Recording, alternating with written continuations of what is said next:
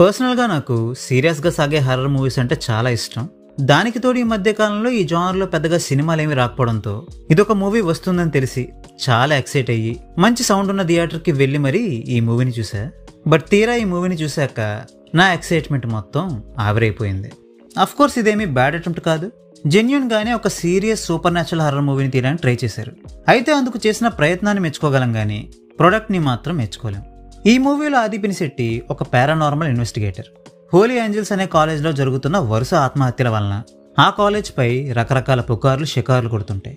ఆ పుకార్లకి full stop పెట్టడానికి and అసలు నిజమేంటో తెలుసుకోవడానికని వ్యోమ అనే ఒక పారానార్మల్ ఇన్వెస్టిగేటర్ హెల్ప్ని తీసుకుంటారు ఆ కాలేజ్ యాజమాన్యం. మరి ఈ ఇన్వెస్టిగేషన్ ద్వారా ఫైనల్గా వ్యోమ ఏం కనిపెట్టాడో తెలియాలంటే ఈ మూవీని చూడాల్సిందే. ఈ మూవీ ఫస్ట్ హాఫ్లో జరిగే విషయాలన్నీ కూడా మన క్యూరియాసిటీని పెంచే విధంగానే ఉంటాయి.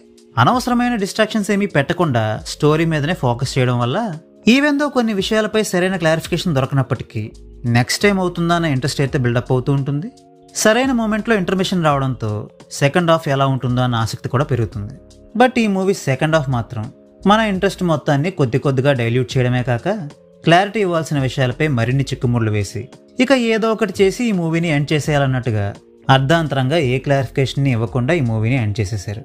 అసలు ప్రీ క్లైమాక్స్లో ఉన్నట్టుండి ఒక కొత్త క్యారెక్టర్ని ఇంట్రడ్యూస్ చేసి వీరే ఈ సినిమాలో అసలైన విలన్ అని చెప్పడమే ఒక డ్రాబ్యాక్ అనుకుంటే అసలు ఆ క్యారెక్టర్ యొక్క మోటివ్ ఏంటి, వాళ్ళు చేసిన ఎక్స్పెరిమెంట్స్ ఎలాంటి రిజల్ట్స్ని ఇచ్చాయి, వాళ్ళ అంబిషన్స్ ఎంతవరకు నెరవేరాయి అన్న విషయాలపై కూడా సరైన క్లారిటీని ఇవ్వకుండా మూవీని ఎండ్ చేయడం ఈ మూవీకి ఇంకా పెద్ద డ్రాబ్యాక్ అయింది.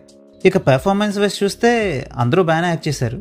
బట్ లైలా గారు మాత్రం ఆమెకి ఇచ్చిన రోల్కి సూట్ అవ్వలేదనిపించింది. ఇక టెక్నికల్ ఆస్పెక్ట్స్ విషయానికి వస్తే ఈ మూవీ పేరే శబ్దం. అందుకు తగ్గట్టుగానే ఈ మూవీలో దయ్యాలు కూడా సౌండ్ ద్వారా హీరోతో కమ్యూనికేట్ చేస్తుంటాయి. సో దీన్ని బట్టి ఈ మూవీకి బీజిఎం అండ్ సౌండ్ డిజైనింగ్ ఎంత ముఖ్యమో ప్రత్యేకించి చెప్పనక్కర్లేదు. మరి ఇలాంటి మూవీకి తమన్ చేసిన బీజిఎం సెట్ అయిందని అడిగితే బీజిఎం అయితే బాగానే ఉంది. బట్ ఇంతకంటే బెటర్ బీజిఎం ఇవ్వడానికి స్కోప్ ఉందనిపించింది. తమన్ గారు కంపోజ్ చేసిన ట్యూన్స్ బాగానే ఉన్నాయి కానీ ఆయన వర్క్ చేసిన రిమైనింగ్ మూవీస్లోనే ఈ మూవీలో కూడా సౌండ్ కొంచెం మఫుల్డ్గా ఉన్నట్టు అనిపించింది.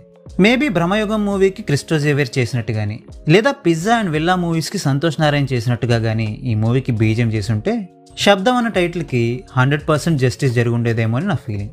ఇక ఈ మూవీకి చేసిన సినిమాటోగ్రఫీ మాత్రం చాలా బాగుందనిపించింది. ఇక ఫైనల్గా ఈ మూవీని నేను మీకు రికమెండ్ చేస్తానా అంటే కేవలం టెక్నికల్ ఆస్పెక్ట్స్ గురించి మాత్రమే చూడాలి అనుకుంటే ఏదైనా మంచి థియేటర్కి వెళ్ళి ఈ మూవీని ఒకసారి చూడడానికి ట్రై చేయండి. బాగా భయపెట్టేలానో లేదా మూవీ చాలా బాగుంటుందనో మాత్రం ఎక్స్పెక్టేషన్స్ని పెట్టుకోకండి. So well, that's a wrap on this video. ఈ వీడియో మీకు నచ్చితే వీడియోని లైక్ చేయండి. మరిన్ని మూవీ రివ్యూస్ కోసం ఛానల్కి సబ్స్క్రైబ్ చేసుకోండి. We will meet you next video. Thanks for watching.